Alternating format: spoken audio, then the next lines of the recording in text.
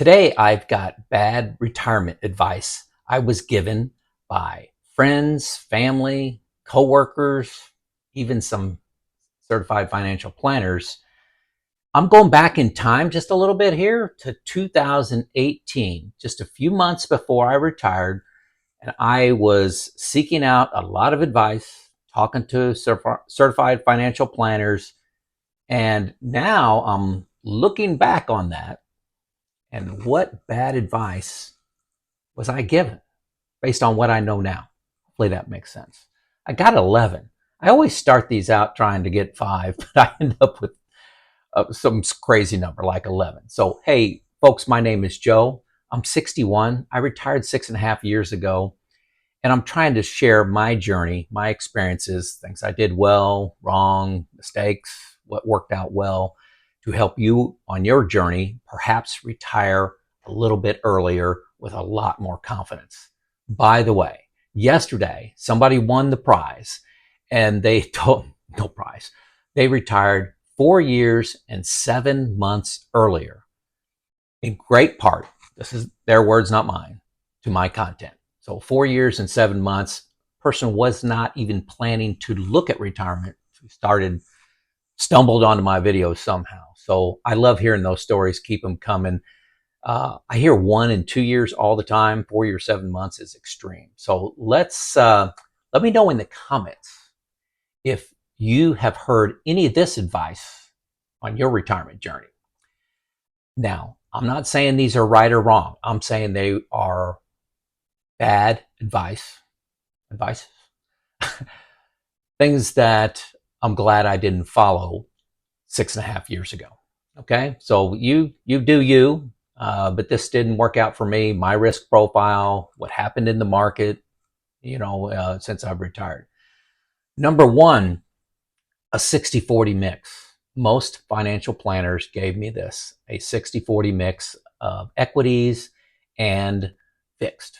Okay, put in there whatever you want, but that's the gist.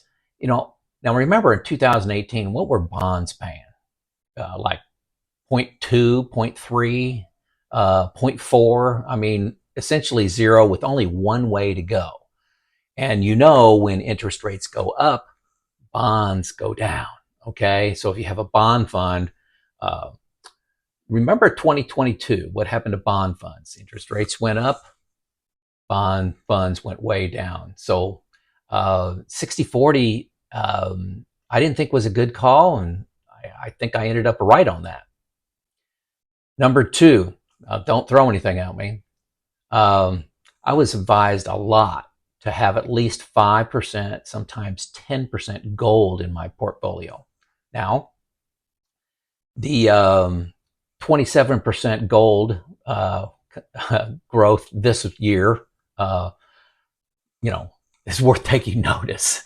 But if you look at the compounded annual growth rate of gold for 10 years, it's 10.3%. For 20 years, 10.9%. And 30 years, 5.7%. 30 years, 5.7%. So it's been in, the last 20 years have been really good, but there was the previous, years 20 to 30, looking back, must have been pretty rough to drag that down to 5.7. But buying into something like the S&P 500, including dividends, 10-year was 13.5. That's about 3 percentage points a year higher. That's huge. 20 years was 10.52, slightly less than gold, and 30 years in the S&P 500 is 10.31 versus 5.7. So gold, it has its moments, like 2025. Some people have it because it's a diversifier, but if you look at the standard deviation, I looked at this just for 10 years. It took the standard deviation from a 100% stock for portfolio of 15% standard deviation down to 14.5. That's having 5% gold. Now, am I thinking about buying gold now at $33.40 an ounce? No. But you do you. Okay. Number three, hey, Joe, you really should keep working for healthcare. Now, remember, I didn't say this, but I was 54 when I retired, and Right now at 61, I'm paying $1,300 a month, and that's for my wife and I total, 1,300 total. Um, you know, my, looking back at this, if that paying that is a problem for you, solve the problem. Continuing to work may not be the answer to that problem. It's one answer. Maybe you can do something part-time. Maybe you can do a hobby. Maybe you can work 5 hours a week and 10 hours a week and pay that health care. I didn't do any of the math on that, but can you do something that you enjoy more, that's more flexible, less stressful, that allows you to have that epic retirement and travel more, do whatever you want more, exercise more? Um, there you go. So number 4, and this is the number one thing. The number one thing that I was hit by this by 50 people. Okay, number 1, I should have worked another year, maybe 2, maybe 3. I was at the top of my income. I was making the most money I've ever made, and it made all the sense in the world to work 1, 2, 3 more years to, you know, set aside all that money to pay all my medical payments, medical premiums. But it was time. It was time that I wanted to purchase. So, boy, expect to be hit by that. And now looking back 6.5 years later, I laugh at the concept of working 1, 2, 3 more years. I'm actually looking at, boy, maybe I should have retired 1 or 2 years earlier. So, hey, before I go to number 5, have you subscribed yet? Have you liked this video yet? Okay. If I'm giving you good content, let me know.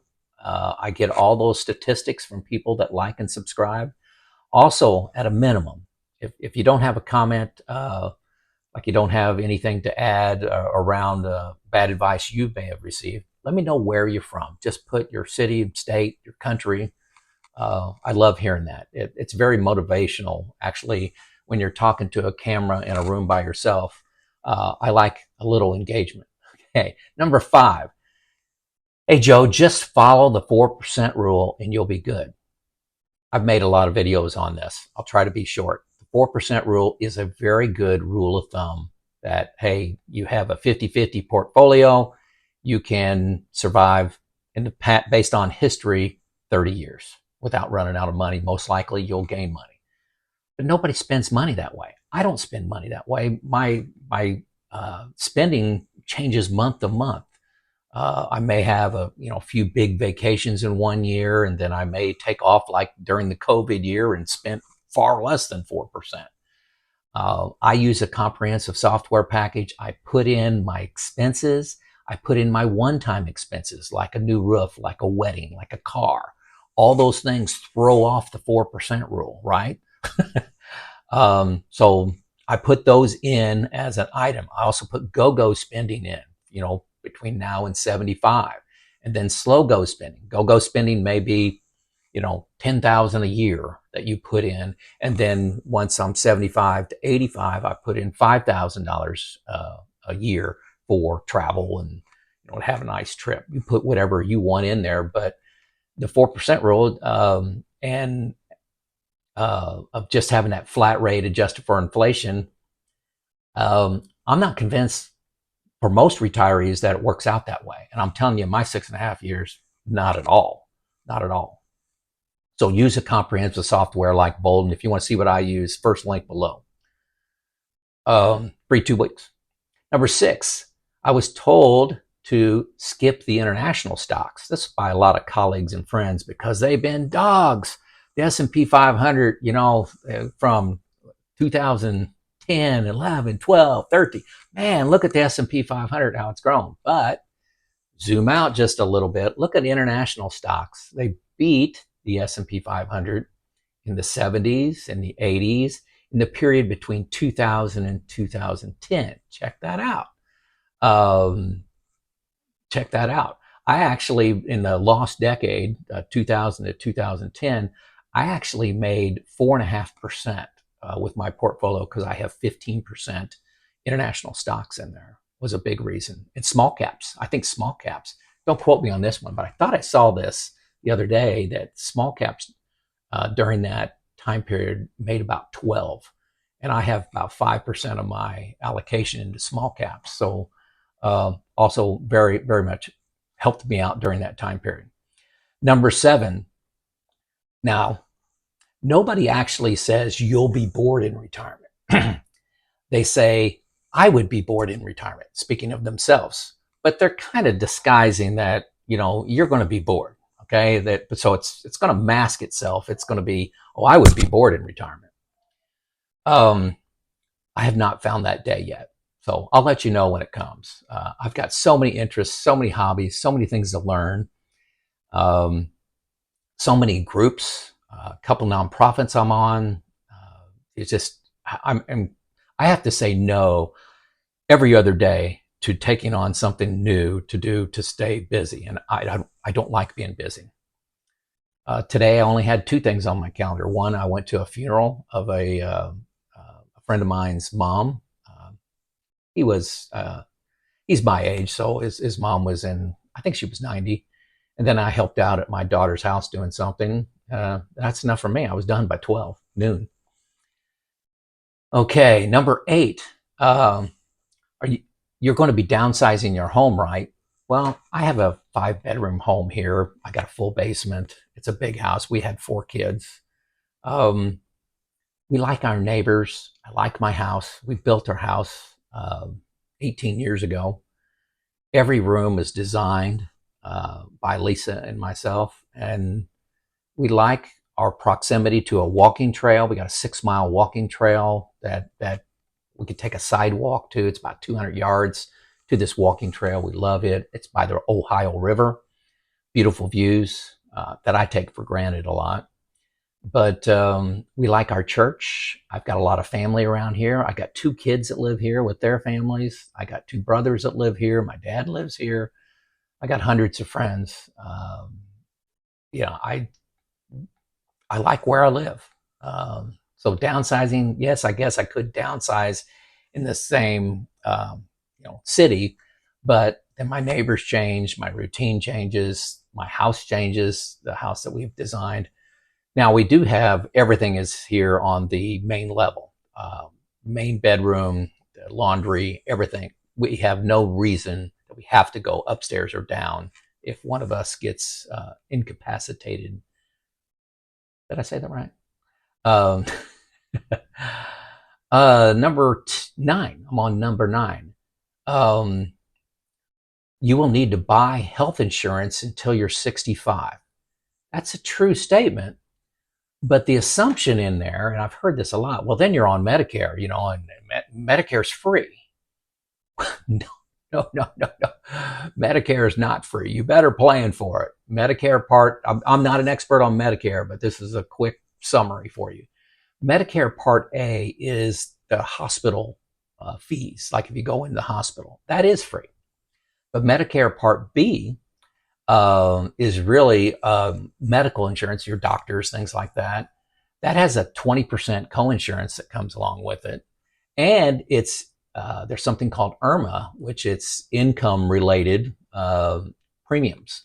I don't know what the acronym stands for, but for example, if you make under $206,000 as a couple, your premium is going to be $174.70 a month, each person. Okay, each person, and there are 6 tiers that end at like $750,000 a year in income for a couple, and that's almost $600 a month. Part D is prescription drugs. There's again 6 tiers of income, and that could be up to $81 a month per person.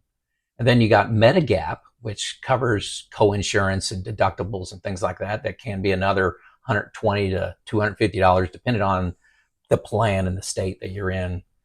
Covers, like I said, coinsurance and deductibles. So that's hardly free. It's on the low side, it's going to be about $400 a person. So if you're married, that's $800 a month.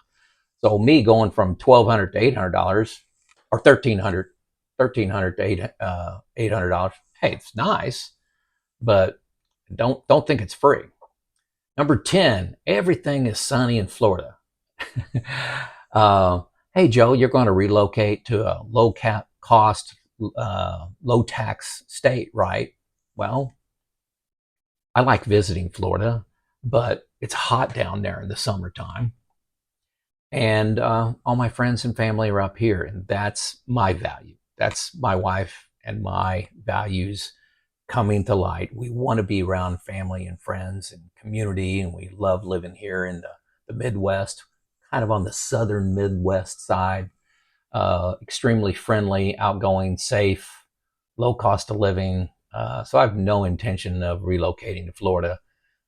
My wife and I did once go to Florida for a month. I think the month of February a couple years ago. May do that again. Love going to Florida in summertime, or no intention of moving away from everybody. We have too many family gatherings. We have 3 or 4 a month. And number 11, finally, retirement planning is simple. You can do it yourself. Hey, uh, I was wrong on this, and I got this a lot of advice that says it's pretty simple. You can do it yourself. And the difference between accumulating money and saving money and decumulating is night and day. Uh, so many more decisions, and all the decisions are connected to each other. When to take Social Security, where to invest your money, how to prevent sequence of return risk, when to take Social Security. These are not standalone decisions. If you're making those standalone, looking at each one and making that the right decision for you, I promise you, you've left money on the table, and probably quite a bit. They all relate to each other. For example, when I'm taking Social Security affects my taxes. I'm doing Roth conversions right now to minimize my RMD, required minimum distribution requirements, that I see coming at me through my Boldin software that I use for planning. I see that coming at me. If I bring in my income from Social Security, that gives me less opportunity to do Roth conversions to lower my taxes. Hopefully that made sense.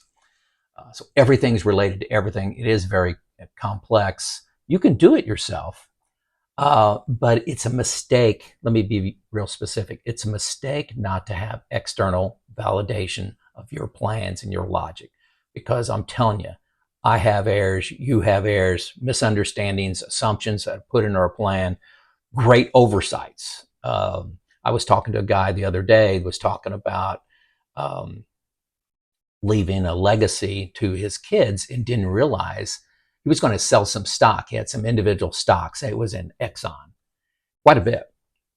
And he was going to sell that and give that to his kids. And I said, when you pass away, they get a step up in basis and don't have to pay any tax on the growth of that asset.